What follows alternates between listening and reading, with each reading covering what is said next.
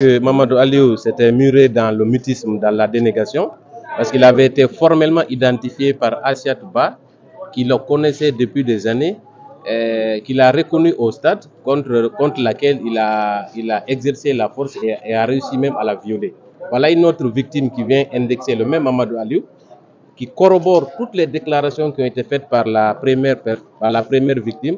Aujourd'hui, je crois que Mamadou Aliou devrait faire son mea culpa, reconnaître les faits pour qu'au moins qu'il soulage sa conscience. Quoi qu'il en soit, il est avéré aujourd'hui que Mamadou Aliou s'en prenait aux manifestants, surtout ceux qu'il connaissait, ceux qui le reconnaissaient sur le théâtre des opérations étaient systématiquement pourchassés. Ce fut le cas de Ablaye Djibril Bari, qu'il a reconnu, il a tenté de le molester à travers une matraque.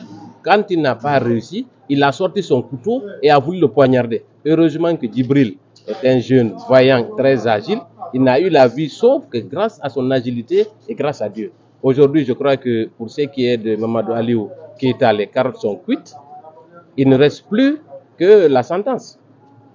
Il y a aussi la concordance des récits.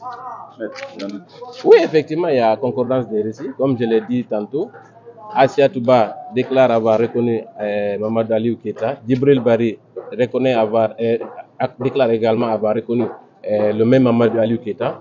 Je pense qu'en ce qui concerne Mamadou Aliou Keïta, nous n'avons plus de preuves à rapporter, d'autant plus que les deux témoignages font foi et que sa condamnation n'est qu'une question de temps. Écoutez, vous savez, nous avons affaire à des victimes qui sont traumatisées. Il y a des victimes qui sont analphabètes, qui ne font pas la différence entre les entretiens informels au niveau des ONG et les entretiens qui ont été faits et les auditions qui ont été faites devant les juges d'instruction.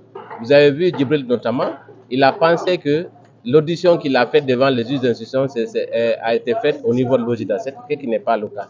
Et mieux, c'est des victimes qui sont traumatisées. En plus de ça, ça fait plus de 10 ans que ces personnes-là ont comparu devant les juges. Les souvenirs ne sont pas intacts. Mais ce qui est important, c'est que toutes ces victimes relatent exactement ce qu'elles avaient dit au moment de l'instruction. C'est le plus important. Les récits sont cohérents et reflètent la réalité.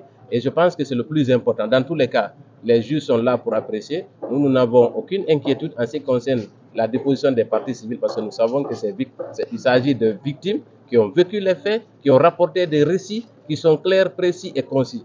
Pour le reste, nous laissons le tribunal apprécier, mais nous sommes assez confiants pour être convaincus que les déclarations vont être prises en compte au moment de la délibération. C'est le plus important.